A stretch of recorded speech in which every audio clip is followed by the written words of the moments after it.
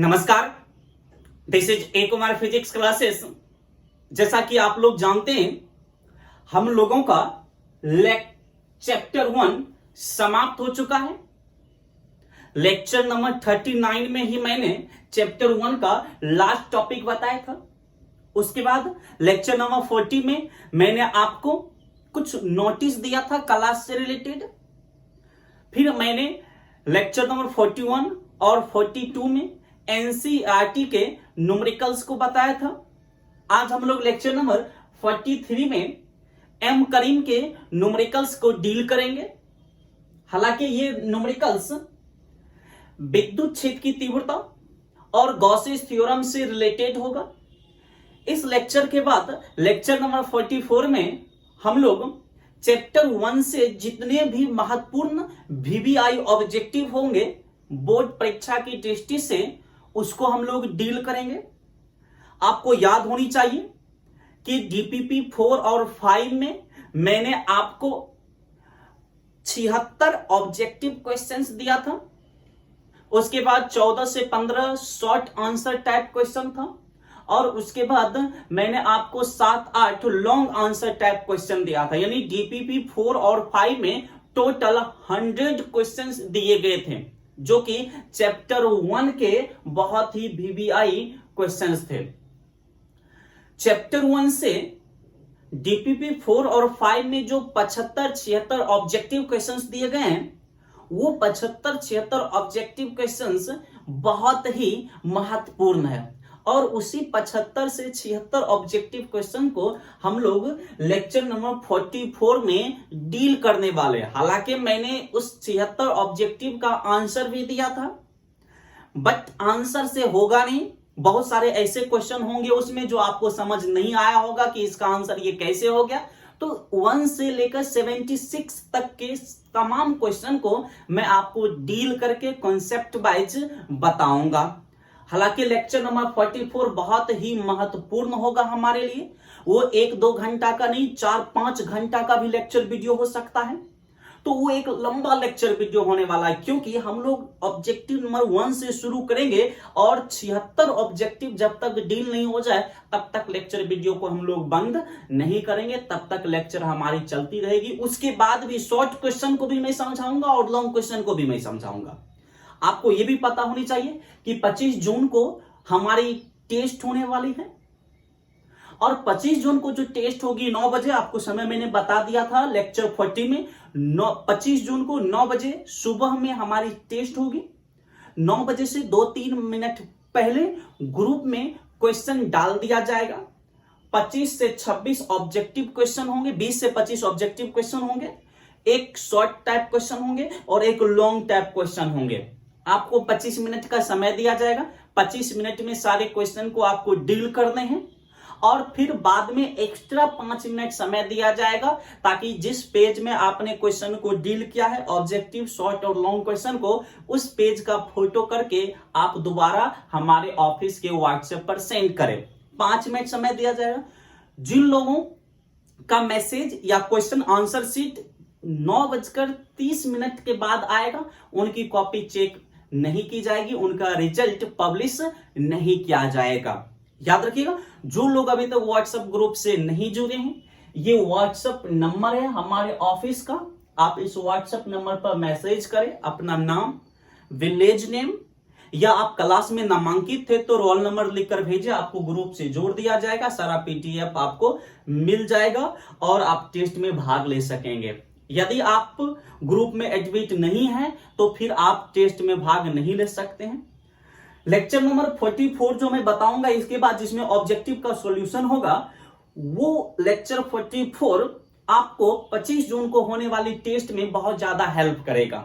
इसलिए लेक्चर 44 को आप ध्यान से सुनिएगा और बोर्ड एग्जाम में भी आपको वो काफी मदद करेगा। तो आइए, और टेस्ट में आपको ये भी पता है कि जो लोग हाईएस्ट मार्क्स लाएंगे, मैक्सिमम मार्क्स जिनका होगा, उनको 2000 रुपया का कैश प्राइज दिया जाएगा। अकाउंट ट्रांसफॉर्मेशन के जरिए कैश प्राइज दिया जाएगा। हालांकि ये सब बात की चीज है। आइए हम लोग आज लेक्चर नंबर 44 में एम करीम से कुछ न्यूमेरिकल्स डील करते हैं। ये एम करीम का न्यूमेरिकल्स है, पेज नंबर 402 यानी 402। आप एम करीम का बुक लीजिए। एम करीम के बुक के बारे में आपको पता होनी चाहिए कि एम करीम का जो बुक है उसमें 11th और 12th दोनों के सिलेबस से क्वेश्चंस है। एक ही में 11th 12th इन्वॉल्व है एक ही बुक में।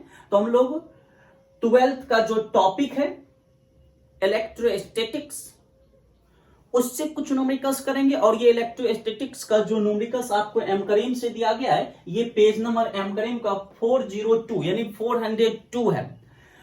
देखिए पेज नंबर 1-2 इधर उधर हो सकता है। जो न्यू पब्लिकेशन का बुक आता है उसमें कुछ एक्स्ट्रा पेज जुड़ जाता है, या जो पुराने पब्लिकेशन का है तो उसमें कुछ पेज कम रहता है। तो आप क्वेश्चन ढूंढ सकते हैं। ये एम करीम का पेज नंबर 402 का electric field intensity and electric potential का क्वेश्चन है। आइए हम लोग इस क्वेश्चन को डील करते हैं। 2 क्वेश्चन दिया गया आपके बोर्ड पर एम करीम के, क्वेश्चन नंबर 10 और ये क्वेश्चन नंबर 15। अब इस दोनों क्वेश्चन को आप कहिएगा कि 1 2 3 क्वेश्चन कहां गया, इसको भी हम लोग डील करेंगे। पहले इस दोनों क्वेश्चन को हम लोग डील करते हैं, फिर हम लोग शुरू से जाएंगे। इसलिए इस दोनों को पहले हम लोग डील करते हैं क्योंकि ये अच्छा क्वेश्चन है। आइए हम लोग डील करते हैं क्वेश्चन नंबर 10। देखिए क्वेश्चन क्या कहता है।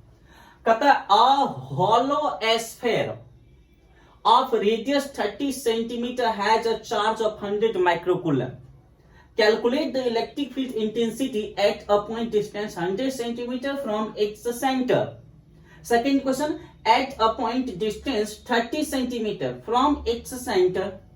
Third number question, at a point 10 centimeter from its center. 4 number question, at its center. देखिए आपको लगता होगा कि क्वेश्चन इंग्लिश में जो बिहार बोर्ड के बच्चे होते हैं थोड़ा सा प्रॉब्लम होता है। आपको डरने की बात नहीं है, मैं इसका हिंदी कर देता हूं, आपको समझ आ जाएगा। आइए इस क्वेश्चन को डील करते हैं। एक ही क्वेश्चन है लेकिन 4 क्वेश्चन इसमें पूछ रहा है। सुनिए मैं स्टेप बाय स्टेप हिंदी करके बता रहा हूं, आपको समझ आ जाएगा। कहता है अ हॉलो एस्फेयर, एक खोखला गोला। हॉलो का मतलब खोखला, एस्फेयर का मतलब गोला। अ हॉलो एस्फेयर एक खोखला गोला ऑफ रेडियस 30 सेंटीमीटर। कहता है एक खोखला गोला है और उसकी जो रेडियस है, त्रिज्या है, वो 30 सेंटीमीटर है। तो आइए हम क्या करते हैं, एक खोखला गोला ले लेते हैं। ये देखिए ये हमारे पास एक मान लीजिए खोखला गोला है, ये अंदर से खाली है और इसकी जो रेडियस दिया गया, ये रेडियस, इसकी रेडियस r दे दी गई है और r बराबर इसकी रेडियस दे दी गई 30 सेंटीमीटर दे दिया गया इसकी रेडियस। ओके आगे पढ़िए।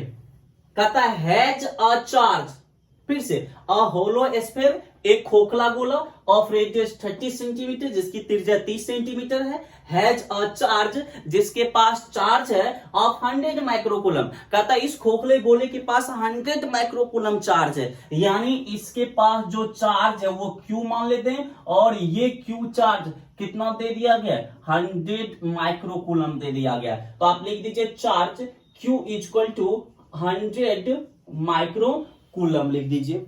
देखिए चार्ज को हम माइक्रोकूलम में दिया गया, इसको सबसे पहले कूलम में चेंज कर लेते हैं। तो आइए आपको अच्छी तरह मालूम है माइक्रोकूलम को कूलम में चेंज करने के लिए हम क्या करते हैं। तो एक माइक्रोकूलम में होता है 10⁻⁻⁶ कूलम। तो 100 माइक्रोकूलम में कितना होगा, 10⁻⁻⁶ से आप गुना कर दीजिए इसको। अब ये देखिए ये 2 जीरो इसके 2 जीरो को कम कर देगा तो ये हो जाएगा 10⁻⁻⁴ कूलम। यानी इस गोले खोखले गोले जिसकी रेडियस 30 सेंटीमीटर है, इस पर कितना चार्ज हो गया, 10⁻⁴ कूलम चार्ज हो गया। आगे पढ़िए। कहता है कैलकुलेट, गणना कीजिए, इलेक्ट्रिक फील्ड इंटेंसिटी, विद्युत क्षेत्र की तीव्रता। कहता है विद्युत क्षेत्र की तीव्रता की गणना कीजिए। और इसमें क्वेश्चन 1 दे दिया गया है। फर्स्ट क्वेश्चन, एट पर अ पॉइंट, एक बिंदु पर, डिस्टेंस 100 सेंटीमीटर यानी 100 सेंटीमीटर 100 सेंटीमीटर की दूरी पर एक बिंदु पर तीव्रता की गणना कीजिए फ्रॉम इट्स सेंटर। और ये बिंदु 100 सेंटीमीटर कहां से है, इसके सेंटर से है। कहने का मतलब कहता है इस गोले के सेंटर से 100 सेंटीमीटर की दूरी पर एक बिंदु है और उस पर तीव्रता की गणना कीजिए। ये देखिए इस गोले के केंद्र से, ये केंद्र है और केंद्र से ये देखिए ये 100 सेंटीमीटर, आर बराबर आप 100 सेंटीमीटर ले लीजिए। 100 सेंटीमीटर की दूरी पर यहां पर एक पॉइंट है, पॉइंट पी मान लेते हैं, और यहीं पर कहता है कि विद्युत क्षेत्र की तीव्रता ज्ञात करें, कि विद्युत क्षेत्र की तीव्रता इलेक्ट्रिक फील्ड इंटेंसिटी कितना होगा, ये ज्ञात करनी है। क्वेश्चन नंबर 1 कहता है। क्वेश्चन नंबर 2 सुनिए। क्वेश्चन नंबर 2 कहता है एट अ पॉइंट, उस एट ए पॉइंट यानी बिंदु पर डिस्टेंस 30 सेंटीमीटर यानी 30 सेंटीमीटर की दूरी पर फ्रॉम इट्स सेंटर, गोले के केंद्र से। क्वेश्चन नंबर 2 कहता है कि गोले के केंद्र से 30 सेंटीमीटर की दूरी पर तीव्रता ज्ञात कीजिए। देखिए गोले की त्रिज्या कितनी है, 30 सेंटीमीटर। यदि गोले के केंद्र से 30 सेंटीमीटर की दूरी पर जाएंगे तो कहां पहुंचेंगे, सतह पर। इट मींस क्वेश्चन नंबर 2 कह रहा है कि गोले के सतह पर, ये जो सतह है यहां पर तीव्रता ज्ञात करें। इस पॉइंट को एम मान लेते हैं। देखिए सी से, केंद्र से एम की दूरी कितना होगा, 30 सेंटीमीटर। क्यों होगा, क्योंकि यही 30 सेंटीमीटर इस गोले की क्या है, त्रिज्या है। ओके, तीसरा क्वेश्चन कहता है at a point 10 centimetre from its centre. तीसरा क्वेश्चन कहता है कि गोले के केंद्र से 10 सेंटीमीटर की दूरी पर तीव्रता ज्ञात कीजिए। ये देखिए ये गोले का केंद्र है, अब इससे 10 सेंटीमीटर आप जाइए तो आप अपना दिमाग लगाइए। यदि गोले के केंद्र से 10 सेंटीमीटर जाएंगे तो गोले से बाहर जाएंगे या गोले के अंदर रहेंगे। आंसर है गोले के अंदर ही रहेंगे। क्यों, क्योंकि गोले की त्रिज्या 30 सेंटीमीटर है और हमको मात्र केंद्र से जाना कितना है, 10 सेंटीमीटर। तो हम गोले के अंदर ही रहेंगे, बाहर नहीं जाएंगे। ये देखिए गोले के केंद्र से हम लोग चले हैं, जब केंद्र से चलेंगे और ये 10 सेंटीमीटर हमने चला केंद्र से, तो कहां पहुंचे हैं, ये पॉइंट एन मान लीजिए, एन पर पहुंचे हैं। तो पॉइंट एन केंद्र से कितना दूरी, 10 सेंटीमीटर की दूरी पर है, तो यहां तीव्रता ज्ञात करनी है। और चौथा क्वेश्चन कहता है एट इट्स सेंटर, गोले के केंद्र पर तीव्रता कितनी होगी। ये 4 क्वेश्चन हमने डील करनी है। ओके, आइए क्वेश्चन नंबर 1 हम लोग देखते हैं। कहता है, मोटा मोटी क्वेश्चन सुन लीजिए। कहता है एक खोखला गोला है, उसके पास 100 माइक्रोकूलम चार्ज है, उसकी त्रिज्या 30 सेंटीमीटर है। क्वेश्चन 1 कहता है गोले के केंद्र से 100 सेंटीमीटर की दूरी पर तीव्रता ज्ञात कीजिए। दूसरा क्वेश्चन कहता है गोले के केंद्र से 30 सेंटीमीटर की दूरी पर तीव्रता ज्ञात कीजिए। तीसरा क्वेश्चन कहता है गोले के केंद्र से 10 सेंटीमीटर की दूरी पर तीव्रता ज्ञात कीजिए। और चौथा क्वेश्चन कहता है कि गोले के केंद्र से 10 सेंटीमीटर की दूरी पर तीव्रता ज्ञात करें। क्वेश्चन नंबर 1 हम लोग डील करते हैं। आइए, कहता है गोले के केंद्र से 100 सेंटीमीटर की दूरी पर तीव्रता ज्ञात करें। तो आप सबसे पहले एक चीज सोचिए कि गोले की त्रिज्या 30 सेंटीमीटर है और इसके केंद्र से 100 सेंटीमीटर दूर जाएंगे तो कहां चले जाएंगे, गोले से बाहर चले जाएंगे। यानी 100 सेंटीमीटर कहने का मतलब गोले से बाहर ही बिंदु, गोले के बाहर किसी बिंदु पर हमें तीव्रता ज्ञात करनी है। और आपको पता है कि गोले के बाहर किसी बिंदु पर तीव्रता कितनी होती है 1/4π0 Q/r²। मैंने आपको बताया था चालक होलो स्फीयर के कारण, खोखले गोले के कारण इसके बाहरी बिंदु पर तीव्रता। आप लेक्चर देखिएगा गॉस के नियम के बाद एप्लीकेशन में मैंने बताया 1/4π0 Q/r² करके होता है। आइए दूरी सबसे पहले लिख लेते हैं, कितना, r बराबर 100 सेंटीमीटर। और सभी आदमी को पता है 100 सेंटीमीटर में कितना मीटर होता है, 1 मीटर। तो 100 सेंटीमीटर को आप 1 मीटर भी लिख सकते हैं। ओके, अब पॉइंट पी पर तीव्रता ज्ञात करना, ईपी।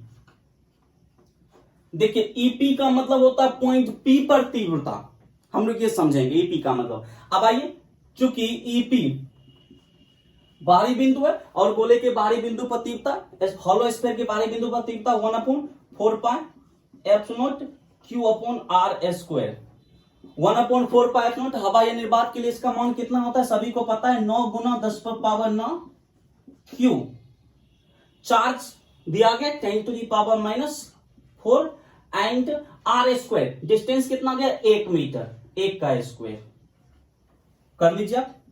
देखिए 9 और देखिए 9 में -4 को जोड़ेंगे कितना आएगा, 5, यानी 10⁵ तीव्रता है तो तीव्रता का ऐसा मात्रा न्यूटन पर कूलम। ये देखिए ये आंसर हो गया। यानी इस गोले के केंद्र से 100 सेंटीमीटर की दूरी पर पॉइंट पी पर तीव्रता कितनी हो जाएगी, 9 × 10⁵ न्यूटन पर कूलम हो जाएगा। ओके, उसके बाद क्वेश्चन नंबर 2। क्वेश्चन नंबर 2 कहता है कि गोले के केंद्र से 30 सेंटीमीटर की दूरी पर, यानी अब r क्या दे दिया गया है, 30 सेंटीमीटर। ये देखिए, और यही r क्या है, ये 30 सेंटीमीटर किसके बराबर है, गोले की वास्तविक त्रिज्या के बराबर है। यानी इस स्मॉल आर को आप कैपिटल आर भी लिख सकते हैं। ये देखिए, इस स्मॉल आर को आप कैपिटल स्मॉल आर बराबर कैपिटल आर बराबर 30 सेंटीमीटर। अब सेंटीमीटर को किस में कन्वर्ट कर दिया जाए, मीटर में। आपको पता है सेंटीमीटर को मीटर में कन्वर्ट करने के लिए या तो 100 से भाग देते हैं या 10⁻⁻2 से गुना कर दीजिए। तो मैं 10⁻⁻2 से गुना कर देता हूं। Now this is converted into metre.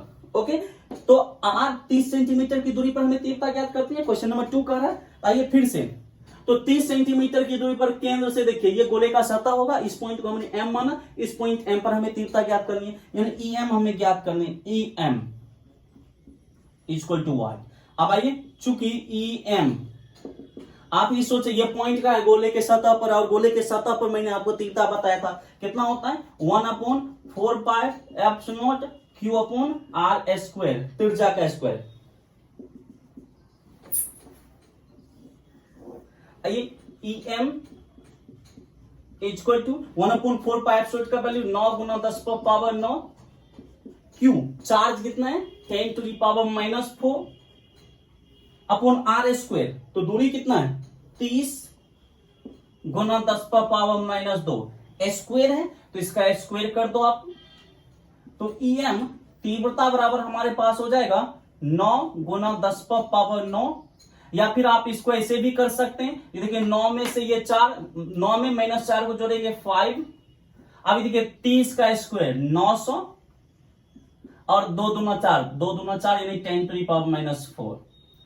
E M बराबर हमारे पास आ जाएगा, ये देखिए 9, ये कितने 100 टाइम में कैंसिल करेगा इसको, 109 जा कितना हो जाएगा 900, 100 टाइम में इसको कैंसिल कर दिया, ये बचा 10⁵ और ये -4 ऊपर जाएगा तो +4 और नीचे कितना बचा 100। अब ये देखिए ये 100 इस 4 में को कैंसिल करेगा, 2 ऊपर बचेगा तो वह 5 2 7, इसलिए ई एम बराबर कितना बोल देंगे हम 10⁵ न्यूटन पर कूलम। यानी इस पॉइंट एम पर, यानी केंद्र से 30 सेंटीमीटर की दूरी पर तीव्रता कितना हो जाएगा 10⁻7 न्यूटन पर कूलम हो जाएगा। ओके, उसके बाद क्वेश्चन नंबर 3 कहता है at a point 10 centimetre from x centre, कहता है गोले के केंद्र से 10 सेंटीमीटर की दूरी पर तीव्रता कितनी होगी। तो दिमाग लगाओ, सिंपल सी है, ये तो बनानी है नहीं, ये ओरल है, मैं बार बार पिछले लेक्चर में बता चुका हूं। गोले के केंद्र से 10 सेंटीमीटर की दूरी पर यानी पॉइंट एन पर तीव्रता कितनी होगी। देखिए गोले की त्रिज्या 30 सेंटीमीटर और केंद्र से 10 सेंटीमीटर जाएंगे तो कहां रहेंगे, गोले के अंदर ही रहेंगे, क्योंकि 10 सेंटीमीटर ही जाना है ना। गोले से बाहर जाने के लिए हमें 30 सेंटीमीटर से ज्यादा दूरी तय करना पड़ेगा, लेकिन अभी हमें 10 सेंटीमीटर ही जाना है तो गोले के अंदर होंगे। और किसी भी खोखले गोले के अंदर आपको पता है तीव्रता कितनी होती है, 0 होती है। तो पॉइंट एन पर तीव्रता कितनी हो जाएगी, 0 हो जाएगी। ई एन पॉइंट एन पर तीव्रता 0 हो जाएगी। क्यों, क्योंकि चालक गोलीय खोल के अंदर विद्युत क्षेत्र की तीव्रता 0 होती है। मैंने इसको प्रूव करके बताया गॉसेस लॉ के एप्लीकेशन में, ये नई बात नहीं है। उसके बाद क्वेश्चन नंबर 4 कहता है एट एक्स सेंटर, कहता है गोले के केंद्र पर तीव्रता कितनी होगी। भाई गोले के केंद्र गोले के बाहर थोड़े ना होता है, गोला का केंद्र भी गोले के अंदर होता है। और गोले के अंदर, गोले कहने का मतलब चालक गोलीय खोल के अंदर, खोखले गोले के अंदर हर एक बिंदु पर तीव्रता क्या होगा, 0 होगा, क्योंकि ये खोखला गोला है और केंद्र इसके अंदर होता है और इसके अंदर तीव्रता 0 होता है। तो सेंटर पे भी तीव्रता क्या होगी, 0 होगा। यानी ई सेंटर यानी सेंटर पर तीव्रता क्या होगा, 0 हो जाएगा। ये क्वेश्चन नंबर 10 था, आप इसको नोट आउट कीजिए। इसको पॉज करके आप लिख सकते हैं या स्क्रीनशॉट ले लीजिए, कोई बड़ी बात नहीं है। उसके बाद हम लोग क्वेश्चन नंबर 15 देखेंगे। ये भी अच्छा क्वेश्चन है, क्वेश्चन नंबर 15। देखिए ये दोनों क्वेश्चन बस आपको ये चेक करेगा कि आपको ये पता है कि नहीं कि स्फीयर के कारण, चालक गोलीय खोल के कारण या खोखले गोले के कारण तीव्रता कहां पर कितनी होती है, ये आपको मालूम है कि नहीं, बस ये चेक कर रहा है ये क्वेश्चन। ओके, इसका स्क्रीन शॉट आउट हो गया। अब हम लोग क्वेश्चन नंबर 15 करते हैं।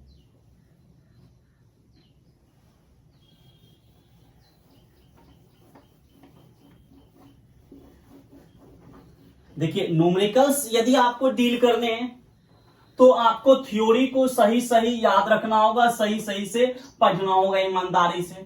अदरवाइज आप चाहोगे कि थ्योरी को मैंने सही से पढ़ा नहीं, ऊपर ऊपर पढ़ लिया और आकर न्यूमेरिकल्स को डील कर दे और न्यूमेरिकल्स हमें समझ भी आ जाए, संभव ही नहीं है। न्यूमेरिकल्स के लिए थ्योरी के साथ साथ एक्स्ट्रा भी दिमाग चाहिए, यानी मेहनत कीजिए, प्रैक्टिस कीजिए, तब जाकर आपसे न्यूमेरिकल्स बनेंगे।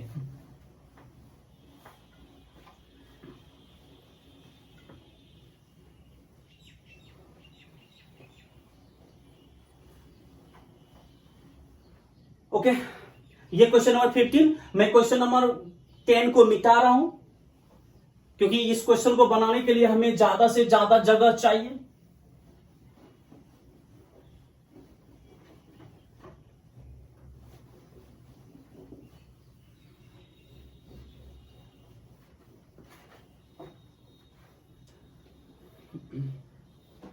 मेहनत कीजिए घर पर में और टेस्ट में मैक्सिमम मार्क्स लाइए। घर बैठे आपके पास प्राइज के रूप में, पुरस्कार के रूप में 2000 रुपया पहुंच जाएगा। ये 2000 रुपया वास्तव में रुपया नहीं है, ये प्रोत्साहन राशि है।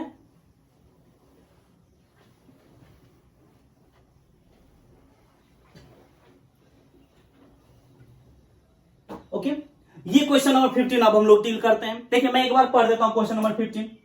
Two hollow concentric conducting spheres of radius 10 centimeter and 30 centimeter are insulated if the inner sphere is given 10 to the power minus 4 coulomb and the outer 10 to the power minus 6 coulomb. Then find intensity at the points M, N and P which are situated at a distance of 5 centimeter, 20 centimetre and 90 centimetre from the centre. नहीं समझ आया होगा, इसमें figure भी दिया गया आपको। Figure क्या दिया गया, फिगर समझिए। देखिए कहता है two hollow concentric conducting sphere, two दो होलो खोखला कंसेंट्रिक सकेंद्री। कंसेंट्रिक का क्या मतलब होता है, सकेंद्री। सकेंद्री गोला किसको कहते हैं, वह दो गोला या दो से अधिक गोला जिसका केंद्र एक ही हो, वैसे गोलों को हम सकेंद्री गोला कहेंगे। तो टू दो होलो खोखले कंसेंट्रिक सकेंद्री कंडक्टिंग चालक स्फीयर्स खोला। दो सकेंद्री चालक गोलीय खोल है, चालक गोलीय खोल है। कंसेंट्रिक का मतलब सकेंद्री। Of radius 10 centimetre and 30 centimetre. सुनिए कहता ये एक गोला है, ये देखिए ये एक गोला मान लीजिए, ये एक गोला है, इसका केंद्र ये सी है। ओके, एक और गोला है, उसका भी केंद्र सी है। ये देखिए ये एक और गोला हमारे पास है, इसका भी सेंटर ये सी है। एक गोला को हम स्मॉल गोला मान लेंगे, ये देखिए इसको आप स्मॉल मान सकते हैं, इसका नाम मैं रखता हूं एस, MALL स्मॉल, और एक का मैं बिग। ये देखिए एक स्मॉल गोला एक बिग गोला, दोनों कंसेंट्रिक है, सकेंद्री है, दोनों का गोल केंद्र एक ही है। और कहता है एक का रेडियस 10 सेंटीमीटर और एक का 30 सेंटीमीटर। यानी ये जो स्मॉल है, स्मॉल, इसकी रेडियस R1 बराबर कितना दे दिया गया है, 10 सेंटीमीटर। और जो ये बाहर वाले गोले, ये बाहर वाले गोले, इसकी त्रिज्या R2 मान लेते हैं। R2 बराबर कितना दे दिया गया है, 30 सेंटीमीटर दे दिया गया। ओके, तो मैं यहां लिख देता हूं, डाटा में नोट कर देता हूं, R1 इक्वल टू 10 सेंटीमीटर, यानी स्मॉल छोटे गोले, अंदर वाले गोले की त्रिज्या 10 सेंटीमीटर, एंड R2 बड़े गोले यानी बाहर वाले गोले की त्रिज्या ये आपको कितना देता है, 30 सेंटीमीटर। ओके, आगे पढ़िए। कहता है आर इंसुलेटेड, दोनों फिक्स है। ये दोनों गोला, एक स्मॉल एक बिग, पहले की त्रिज्या R1 10 सेंटीमीटर, एक की त्रिज्या R2 10 सेंटीमीटर, दोनों का केंद्र एक ही है और दोनों फिक्स है, इंसुलेटेड है। ओके, अब कहता है इफ यदि इनर स्फीयर भीतरी गोला इज गिवन दिया जाता है, इफ इनर स्फीयर यदि भीतरी गोला को इज गिवन, दिया जाता है 10⁻⁻4 coulomb and the outer 10⁻⁻6 coulomb. कहता है भीतरी गोला को हम चार्ज दे देते हैं, ये देखिए इसको हमने चार्ज दे दिया Q1 और Q1 बराबर इसको हमने कितना, ये देखिए Q1 चार्ज दे दिया और Q1 बराबर कितना 10⁻⁻4 कूलम हमने दे दिया इसको भीतरी गोले को। मैं सही से लिख देता हूं इसको, कहता है भीतरी गोले को Q1 इक्वल टू 10⁻⁻4 कूलम, भीतरी गोले को इतना चार्ज दिया गया।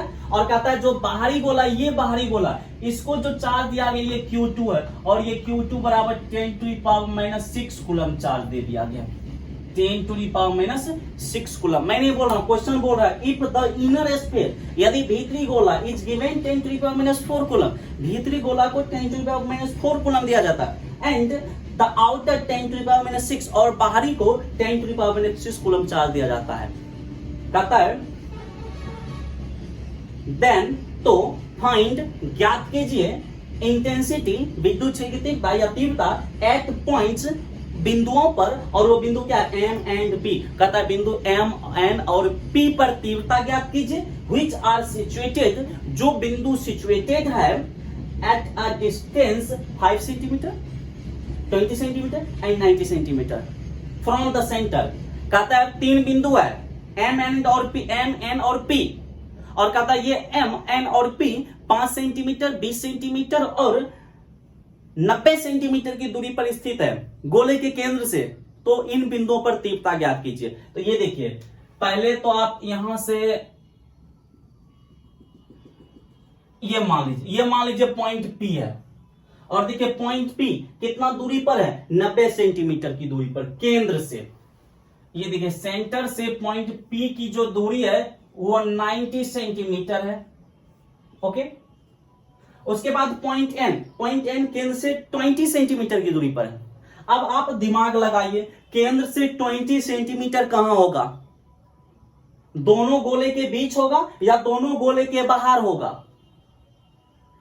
तो ये 20 सेंटीमीटर कहां होगा, तो देखिए पहले गोले की त्रिज्या कितनी है 10 सेंटीमीटर, तो यहां से यहां तक 10 सेंटीमीटर। ओके, दूसरे गोले की त्रिज्या कितनी है 30 सेंटीमीटर, तो यहां से यहां तक 30 सेंटीमीटर। देखिए ये 10 सेंटीमीटर है केंद्र से और ये 30 सेंटीमीटर है, तो 20 कहां होगा, तो 20 10 और 30 के बीच होता है, तो 20 यहां होगा, यानी यहां पर किसी जगह होगा। ये देखिए ये पॉइंट N हमारा यहां होगा, इस पॉइंट N पर भी हमें तीव्रता ज्ञात करनी। तो एक चीज पता चल गया, पॉइंट N यानी ये पॉइंट N जो 20 सेंटीमीटर की दूरी पर होगा वो कहां होगा, दोनों गोलों के बीच जो गैप होगा खाली, उस खाली गैप में होगा। ओके, उसके बाद पॉइंट M कहां होगा, पॉइंट M 5 सेंटीमीटर की दूरी पर। अब केंद्र से 5 सेंटीमीटर दूर जाइए तो कहां जाएंगे, आंसर है पहले गोले के अंदर ही रह जाएंगे। क्यों, क्योंकि पहले गोले की त्रिज्या कितनी है 10 सेंटीमीटर R1, और हमें जाना कितना मात्र 5 सेंटीमीटर, यानी ये पॉइंट M कहां होगा, पहले गोले के अंदर ही होगा, यहां पर पॉइंट M। ये देखिए, तो पॉइंट N कितनी दूरी पर हो गया 20 सेंटीमीटर, और ये पॉइंट M कितनी सेंटीमीटर की दूरी पर हो गया 5 सेंटीमीटर, पॉइंट M 5 सेंटीमीटर। अब इसी पॉइंट M, N और P पर हमें तीव्रता ज्ञात करनी है। तो आइए सबसे पहले हम लोग क्या करते हैं, पॉइंट P पर तीव्रता ज्ञात कर लेते हैं। एट पॉइंट P या पॉइंट M पर भी ज्ञात कर सकते हैं, इसमें कोई बड़ी बात नहीं है। पॉइंट M पर ही आप तीव्रता ज्ञात कर लीजिए या पॉइंट P पर ज्ञात कर लीजिए। सबसे पहले पॉइंट P पर, ये देखिए number first, at point P, point P पर तीव्रता कितनी होगी, तो आप सोचिए पॉइंट P पर तीव्रता होगा किसके किसके कारण, आंसर है छोटे गोले के कारण भी, यानी अंदर वाले गोले के कारण भी, और बाहर वाले यानी बड़े गोले के कारण भी होगा।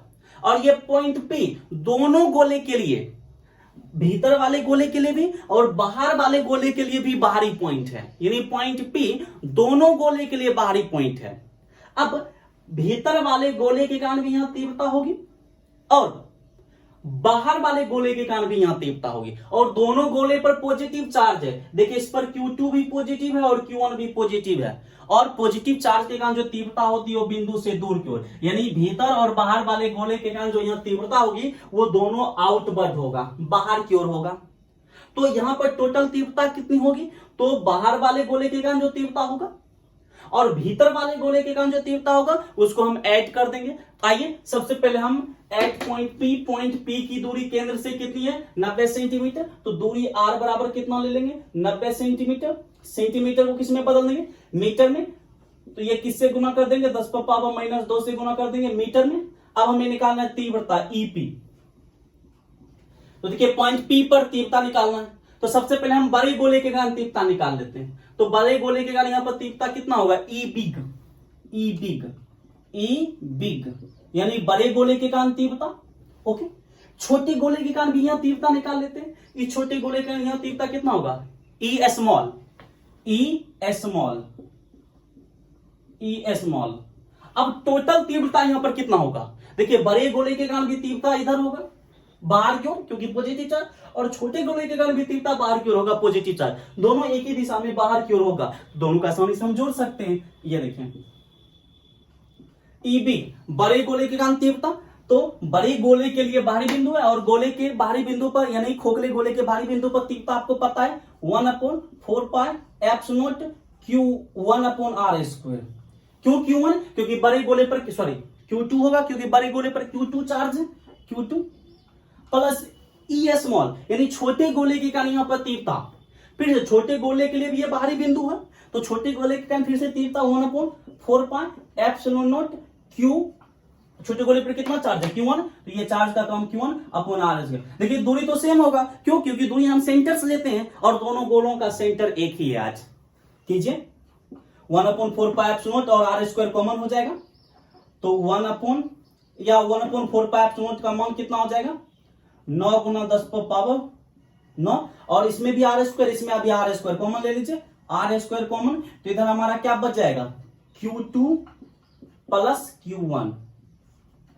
ये देखिए ओके, डील कीजिए 9 × 10⁻9 और r की वैल्यू कितना है 90 × 10⁻⁻2 स्क्वायर है तो स्क्वायर कर दीजिए।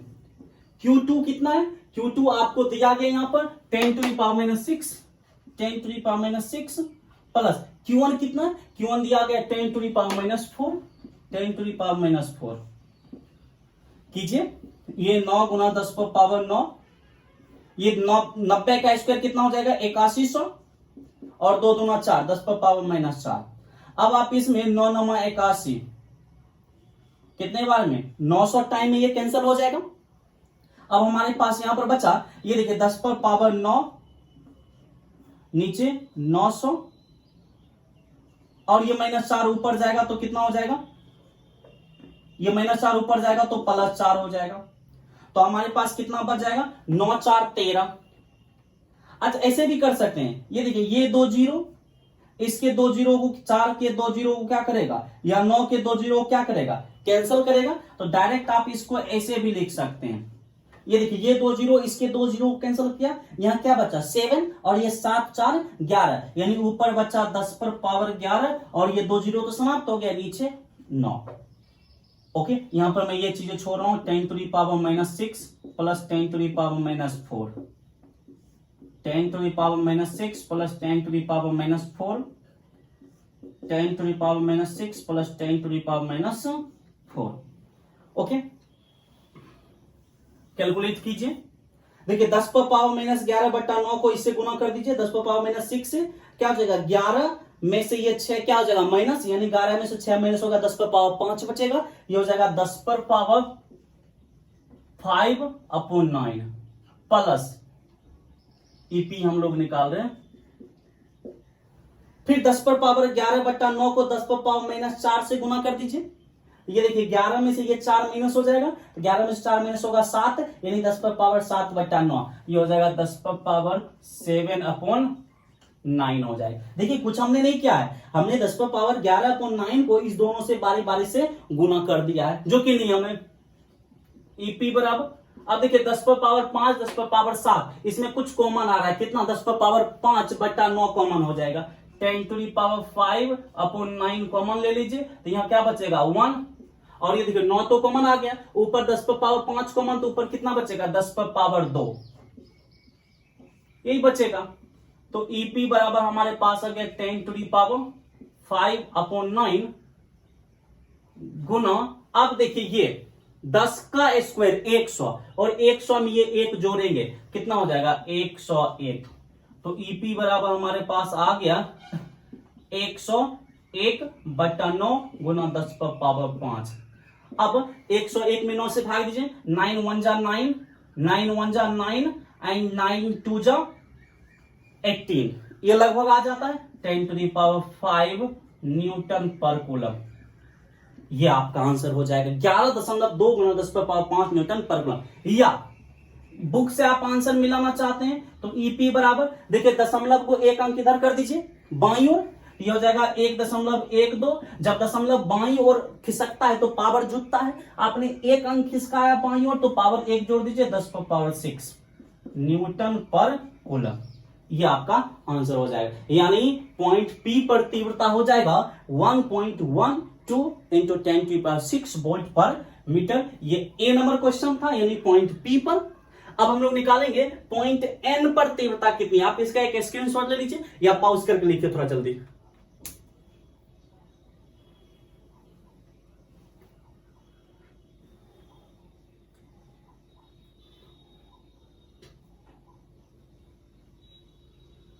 ओके अच्छा, आप लोग एक चीज लगता होगा कि इतना गर्मी लग रहा है फिर भी आप ये दो दो डबल डबल बैंडे वगैरह पहनकर पढ़ा रहे हैं। देखिए पढ़ाई का मतलब होता है कि आप ढीले ढाले कपड़े में मत पड़िए। जब भी ये स्टडी करते हैं टाइट रखिए, शरीर को फिट रखिए, टाइट रखिए। अभी देखिए मैं लेक्चर दे रहा हूं, रूम में लेक्चर दे रहा हूं। अभी मैं खाली पैर भी लेक्चर दे सकता हूं क्योंकि पैर दिखता नहीं है, बट मैं भी जूता पहन रखा हूं, जूता पहनकर मैं भी लेक्चर दे रहा हूं, क्योंकि सारा चीज जब शरीर फिट रहता है, टाइट रहता है, लेक्चर देने में मजा आता है।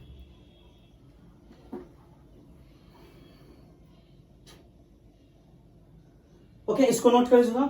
कुछ लोग क्या करते हैं घर पर में, क्या करते हैं जब पढ़ने के लिए बैठेंगे तो दो दो तकिया ले लेंगे नीचे सर के नीचे, और बिछौवन पर बेड पर लेट जाएंगे और बुक ऐसे करके पढ़ेंगे। पता चलता है कि 10 मिनट के बाद वो खुद सो गया है। वो पढ़ने का स्टाइल नहीं है। कुछ लोग क्या करते हैं टेबल पर बैठ गए, कुर्सी पर बैठ गए, पैर को दीवार पर रख दिया और ऐसे पढ़ रहा है। वो सब पढ़ने का तरीका नहीं है। जब भी आप पढ़ते हैं तो बिछावन बेड से दूर रहिए। आप या तो पैदल चल के पढ़िए याद करनी है तो, या फिर जब लिखनी है किसी चीज को, प्रैक्टिस करनी है, तो उस समय आप कुछ ऐसे चीजों को ढूंढिए जहां पर रेस्ट नाम की कोई चीज ना हो। छोटा सा कॉर्नर ढूंढिए, छोटा सा रूम देखिए, उसमें बैठिए, टेबल रखिए सामने, टेबल पर प्रैक्टिस कीजिए। और नींद वाली कोई चीज होनी ही नहीं चाहिए, तकिया या फिर आरामदायक सोफा, ये चीजें बिल्कुल नहीं होनी चाहिए, क्योंकि नींद बहुत बड़ा दुश्मन होता है स्टूडेंट का। नींद आया तो दुनिया के हर एक काम फेल है, और खास करके पढ़ाई तो पहले फेल है। और ऐसा होता भी है कि बहुत ऐसे काम आप करोगे, किसी से गॉसिपिंग करोगे या रूम में किसी से हम बातें करते हैं तो नींद नहीं आती है। जो ही हम पढ़ने बैठते हैं पता नहीं कहां से अटैक कर देता है, नींद तुरंत अटैक करेगा और आपको नींद आएगी। इसलिए नींद से बचना, नींद हर हाल में नहीं आनी चाहिए पढ़ाई वक्त। ओके ये तभी संभव है जब शरीर को आप फिट रखिएगा, टाइट रखिएगा। और मेरे हिसाब से मानिए तो जब भी आप पढ़ते, चाहे घर में ही क्यों ना पढ़ते हो, आप जूता पहनकर पढ़िए, जींस पहनिए, या जो टाइट कपड़े होते हैं, जो हम कपड़े बाहर निकलते हैं पहनकर, उस कपड़े के साथ आप पहनिए। ये घर में है तो ऐसा नहीं कि ढीला ढाला कपड़ा पहन लिए, शरीर को पूरा लूज कर दिए तब पढ़ रहे हैं, वैसे में नींद अटैक करेगा। आप टाइट रहो, आप कोशिश करो कि आपको परेशानी हो। गर्मी का मौसम है तो आप कोशिश करो कि पसीना निकलना चाहिए। ऐसा नहीं कि गर्मी का मौसम है तो पंखा चला लिया और तब पढ़ रहे हैं, तब तो आप बहुत पढ़ लेंगे। पंखा नहीं चलनी चाहिए, पसीना निकलनी चाहिए शरीर से। ओके और मजा भी आता है, पसीना निकलता है, बड़ा मजा आता है, लगता है कि कुछ कर रहे हैं, ऐसे लगता ही नहीं कि कुछ कर रहे हैं। ओके खैर अपना अपना सबका सोच होता है। अब हम लोग पॉइंट एन पर तीव्रता देखते हैं। ठीक है तो बड़ा इजियर है पॉइंट एन पर तीव्रता। मैं इसको मिटा रहा हूं।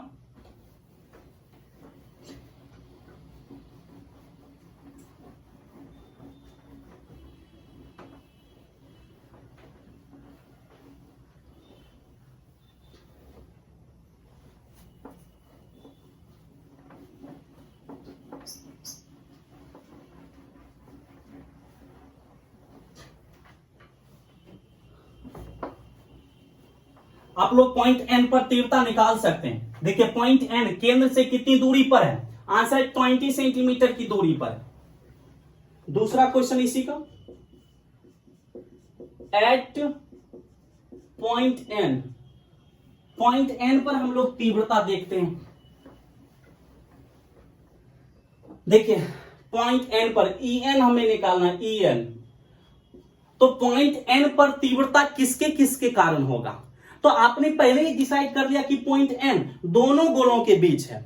अब ये पॉइंट एन किस गोला के अंदर है और किस गोला के बाहर है, आंसर है बड़े गोला के लिए पॉइंट एन बाहरी बिंदु है, सॉरी अंदर का बिंदु है, अंदर का, सॉरी। ये देखिए ये बड़ा गोला है और बड़े गोले की त्रिज्या कितनी है, 30 सेंटीमीटर, 30 सेंटीमीटर, और ये बिंदु एन कितनी दूरी पर है केंद्र से, 20 सेंटीमीटर। यानी ये पॉइंट एन बड़े गोले के लिए अंदर हो गया, लेकिन यही पॉइंट एन छोटे गोले के लिए, भीतरी गोले के लिए क्या होगा, बाहर होगा। क्यों, क्योंकि भीतरी गोले की त्रिज्या 10 सेंटीमीटर है और ये पॉइंट कितनी दूरी पर है, 20 सेंटीमीटर की दूरी पर। तो बड़े गोले के लिए ये पॉइंट एन अंदर हो गया और छोटे गोले के लिए ये पॉइंट एन बाहर हो गया। अब आपको पता है किसी भी गोला के अंदर वाले बिंदु पर, किसी कहने का मतलब खोखले गोले के अंदर के बिंदु पर तीव्रता कितनी होती है, 0 होती है। तो यहां पर बड़े वाले गोले के लिए ये एन अंदर का बिंदु है, यानी बड़े वाले गोले के कारण यहां पर तीव्रता क्या होगा, 0 हो जाएगा। इतना तो श्योर है। क्यों, क्योंकि बड़े वाले गोले के लिए अंदर का बिंदु है, लेकिन छोटे वाले गोले के कारण यहां तीव्रता 0 नहीं होगा। क्यों, क्योंकि छोटे वाले गोले के लिए अंदर का बिंदु नहीं है, बाहर का बिंदु है। तो यहां पर तीव्रता दोनों के कारण होगा, बड़े गोले के कारण ई बिग प्लस छोटे गोले के कारण ई स्मॉल। ई बिग का मतलब बड़े के कारण तीव्रता, ई स्मॉल का मतलब छोटे गोले के कारण तीव्रता। तो बड़े गोले के कारण आज यहां पर तीव्रता कितना होगा, 0 होगा। क्यों होगा, क्योंकि बड़े गोले के लिए एन अंदर की बिंदु है और छोटे गोले के कारण यहां तीव्रता कितनी होगी, होगी, क्योंकि छोटे गोले के कारण ये बाहर का बिंदु है और बाहरी बिंदु पर तीव्रता होता है 1/4 pi epsilon Q upon R square. Q का काम कितना करेगा, Q1, क्योंकि छोटे के कारण तीव्रता हो रही। आइए 1/4 पाई एप्सिलॉन का मान 9 गुना 10 पर पावर 9। Q1 चार्ज कितना है, 10 पर पावर -4, 10 टू द पावर -4। दूरी आर कितना है, 20 सेंटीमीटर। ये देखिए 20 सेंटीमीटर, और सेंटीमीटर किस में चेंज करेंगे, मीटर में। क्या करेंगे, 10 पर पावर -2 से भाग करेंगे। देखिए सेंटीमीटर को हमने मीटर में चेंज कर दिया यहीं पर, या फिर आप यहां कर भी सकते हैं। आर बराबर 20 सेंटीमीटर, सेंटीमीटर को मीटर में चेंज करेंगे, -2 से क्या कर देंगे, गुना कर देंगे मीटर। तो आर बराबर 20 गुना 10 पर पावर -2, और स्क्वायर है तो इसका स्क्वायर कर दो आप, ये हो जाएगा 9 गुना, ये देखिए 9 में -4 को जोड़ेंगे 5, 20 का स्क्वायर 400 और 2 दूना -4।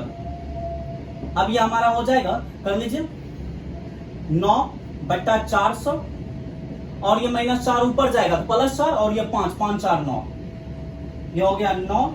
ये देखिए इसका 2 जीरो, इसके 2 जीरो कैंसिल करके 7, तो 9/4 गुना 10 पर पावर 7। अब इसको भाग दीजिए, 4 2 जा 8, 4 2 जा 8 एंड कैरी 1 पॉइंट, 4 2 जा 8 एंड 4 4, यानी 2.25 into 10 to the power 7 newton पर कूलम। 2.2 यानी 2.25 गुना 10 पर पावर 7 न्यूटन पर कूलम पॉइंट एन पर तीव्रता होगी। ओके, अब हम लोग लेते हैं तीसरा, at point M, point M पर तीव्रता। तो आप देख लीजिए पॉइंट एम पर तीव्रता आपको समझ आ गया होगा। पॉइंट एम पर तीव्रता किसके कारण, बाहरी गोले के कारण, बड़े गोले के कारण भी और छोटे गोले के कारण भी, यानी ई बिग प्लस ई स्मॉल। अब ई बिग बड़े गोले के लिए पॉइंट एम कहां है, अंदर है या बाहर है, आंसर अंदर है। क्योंकि ये 5 सेंटीमीटर की दूरी पर है और बड़े गोले की त्रिज्या 30 सेंटीमीटर है, तो बड़े गोले के कारण इस पर तीव्रता 0। अब ई स्मॉल छोटे गोले के कारण यहाँ पर तीव्रता कितनी होगी, यहाँ पर तो देखिए छोटे गोले के लिए ये एम अंदर है या बाहर है, तो छोटे गोले की त्रिज्या कितनी है, 10 सेंटीमीटर। पॉइंट एम कहां है, 5 सेंटीमीटर पर, तो छोटे गोले के लिए भी ये अंदर हो गया। और किसी भी गोले के अंदर, चालक गोले खोल के अंदर तीव्रता क्या होती है, 0। आज छोटे गोले के कारण भी यहाँ तीव्रता क्या होगा, 0 होगा। 0 + 0 कितना हो जाएगा, 2 जीरो हो जाएगा, 2 जीरो दे दीजिए, 2 जीरो, या आप 0 कर दीजिए, कुछ भी बोल दीजिए। यानी पॉइंट एम पर कोई तीव्रता नहीं होगा। कहने का मतलब आप इस पॉइंट एम पर बैठ जाओ और बाहर से कितना भी बिजली चमक रहा है, कितना भी चार्ज आ रहा है, धड़ाधड़ चार्ज आ रहा है, इस पर गिर रहा है, आप पर कोई फर्क नहीं पड़ेगा, आपको शॉक नहीं लगेगा, क्योंकि यहां पर इलेक्ट्रिक फील्ड का कोई इफेक्ट जाएगा ही नहीं। ओके, तो ये पॉइंट एम पर तीव्रता है, इसका आप स्क्रीनशॉट ले लीजिए।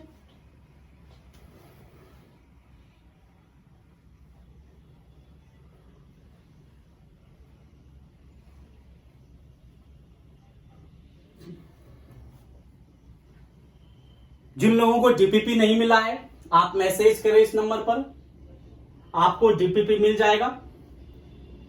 21-22 तक आप मैसेज करके बोल दें हमें डीपीपी चाहिए, पीडीएफ चाहिए, आपको सारे डीपीपी पीडीएफ मिल जाएंगे।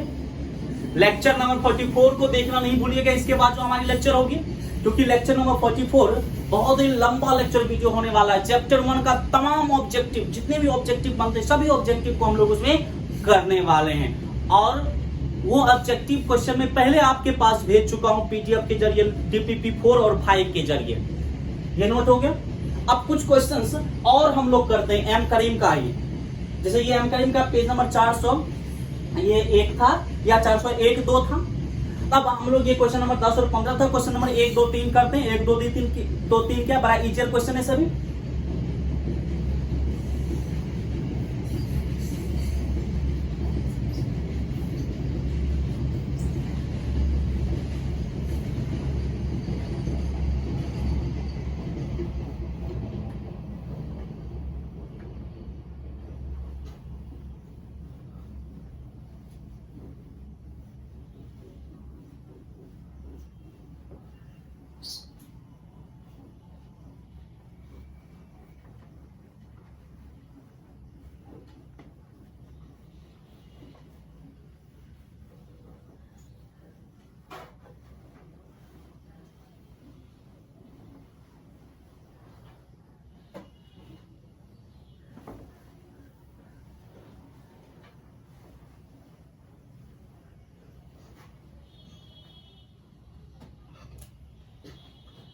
एम करीम का ही क्वेश्चन है।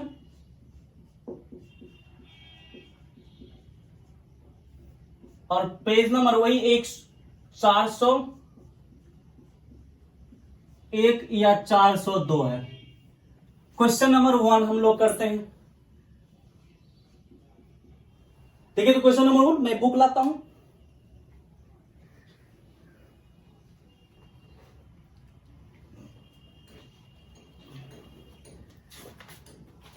या आप मैं क्लास में इसी बुक को पढ़ाता हूं। हालांकि लेक्चर वीडियो में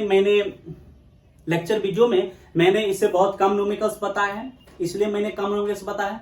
ये लेक्चर नंबर 20-19 तक तो हमारा रिवीजन ही चल रहा था, उस चीज को हम रिवीजन कर रहे थे जो क्लास में बताया जा चुका था। और क्लास में मैंने एम करीम से आपको न्यूमेरिकल्स बताया था। एम करीम से हम लोग शाम में एक्स्ट्रा न्यूमेरिकल्स करने ही वाले थे कि तब तक लॉकडाउन हो गई। चिंता नहीं कीजिए, लॉकडाउन के बाद जब हमारी क्लास खुलेगी तो हम लोग न्यूमेरिकल्स करेंगे, श्योर करेंगे। क्वेश्चन नंबर 1, कैलकुलेट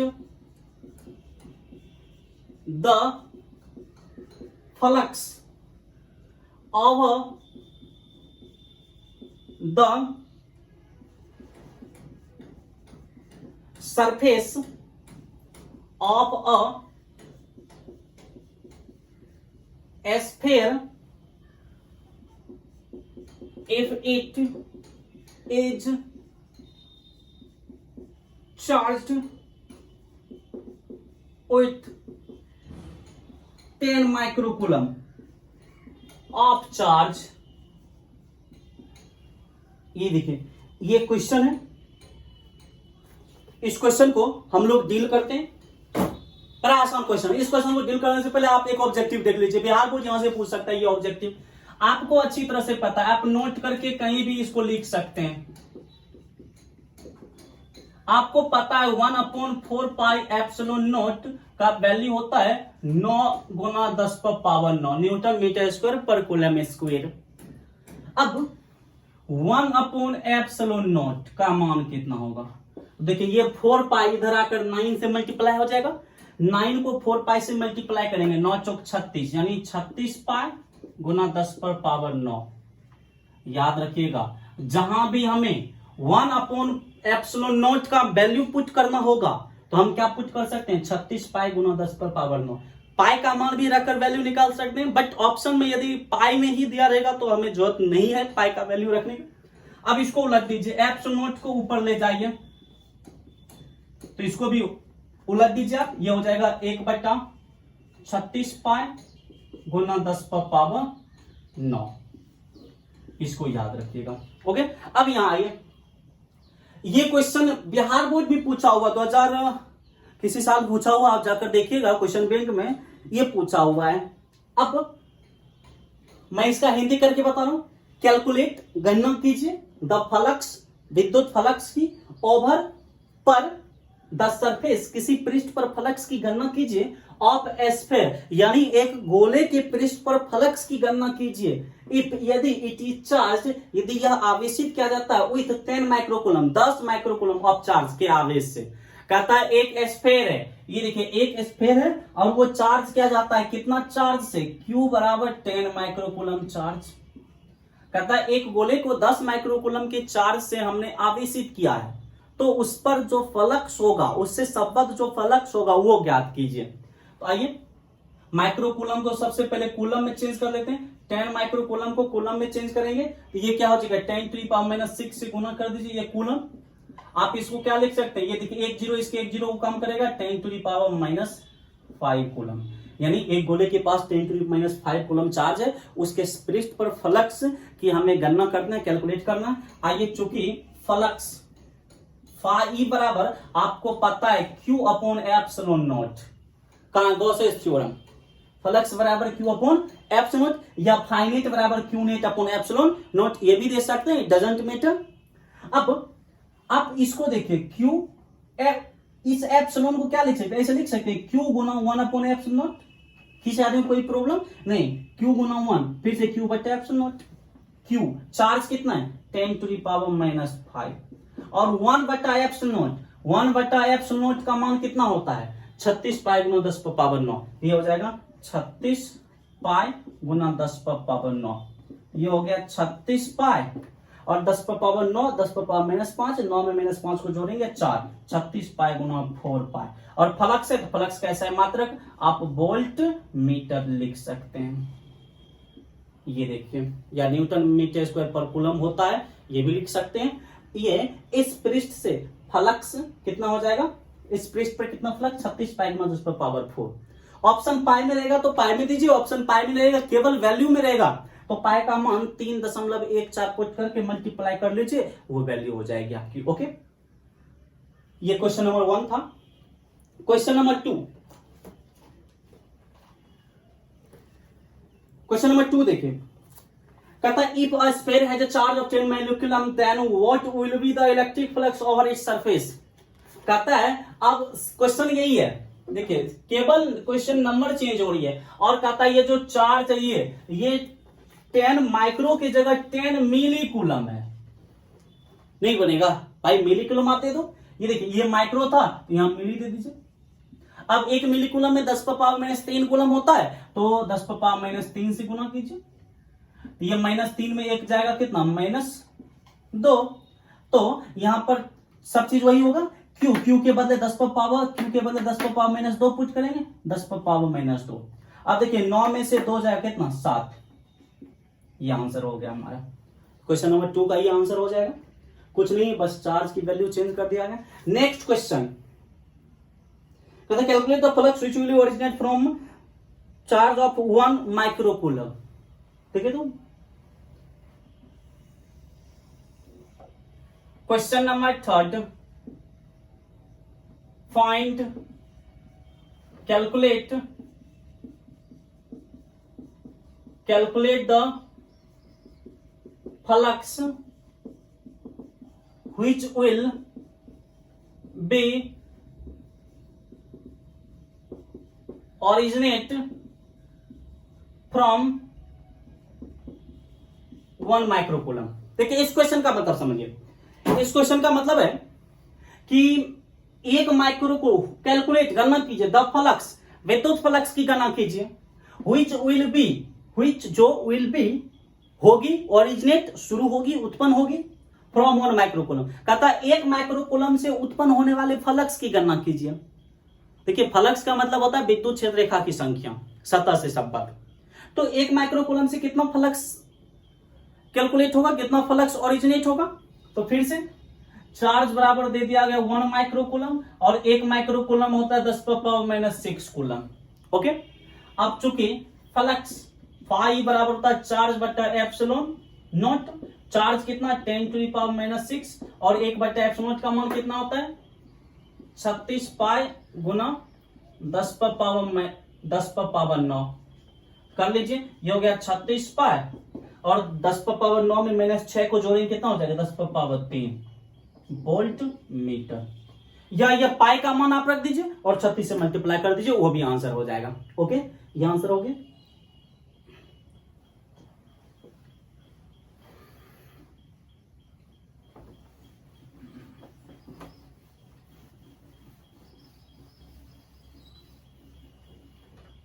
अच्छा, एक क्वेश्चन और कभी कभी आपके एग्जाम में पूछता है या आपको क्वेश्चन रह सकता है कि एक कूलम आवेश से उत्पन्न विद्युत क्षेत्र रेखा की संख्या ज्ञात करें।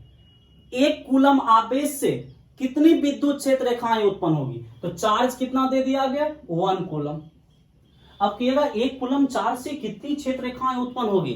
क्षेत्र रेखाओं की संख्या पूछ रहा है, लेकिन क्षेत्र रेखाओं की संख्या का तो फॉर्मूला हमने कभी पढ़ा ही नहीं।